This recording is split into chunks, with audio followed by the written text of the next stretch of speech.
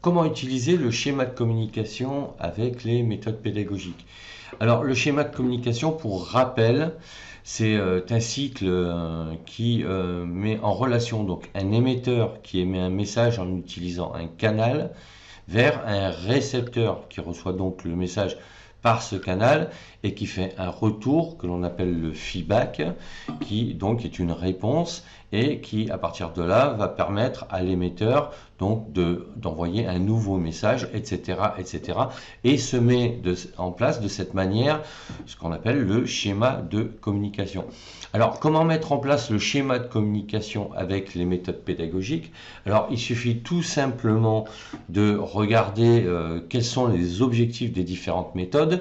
Donc, la méthode expositive, comme je l'ai déjà expliqué dans de nombreuses vidéos, elle a pour objectif de présenter un sujet sans interaction.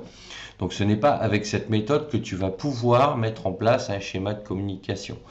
La méthode démonstrative commence à mettre en activité l'apprenant. Donc, à partir de là, tu vas commencer à pouvoir utiliser le schéma de communication. Et avec la méthode interrogative, tu ne vas ne faire que d'utiliser donc le schéma de communication. Alors, comment ça se matérialise quand tu fais des formations en ligne? Ce qui va changer du présentiel, ce sont les outils. Et si tu veux, la notion de timing, puisque tu vas proposer des formations avec la méthode démonstrative, par exemple, donc formation en ligne, ton apprenant va la suivre et dans cette formation, à l'issue du cours, tu vas proposer des études de cas et tu vas demander à tes apprenants de faire ces études de cas et de t'envoyer ces études de cas et toi tu vas les corriger.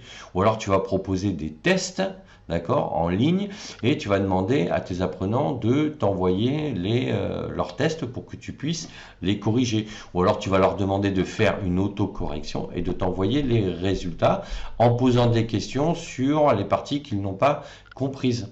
Et à partir de là, donc tu as été un émetteur qui a envoyé à travers donc ton cours qui est le canal un message et une information, et tes apprenants qui ont été les récepteurs te font un retour, donc un feedback par rapport aux travaux que tu leur as demandé.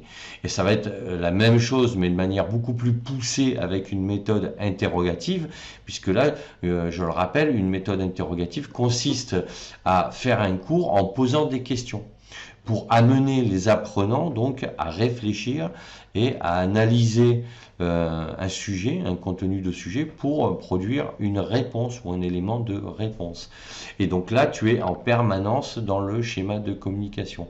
Donc voilà comment tu vas pouvoir utiliser cet outil de base en communication dans tes méthodes pédagogiques tout simplement.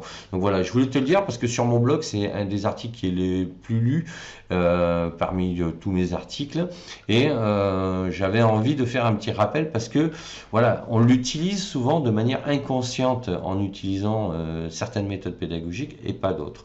Donc, dis-moi en commentaire si toi, tu as déjà suivi des cours de formation en communication, si tu es amené même à prendre la parole en présentiel, si tu connaissais ce concept-là, si tu avais conscience que tu l'utilisais à travers des méthodes pédagogiques, si c'est ton cas.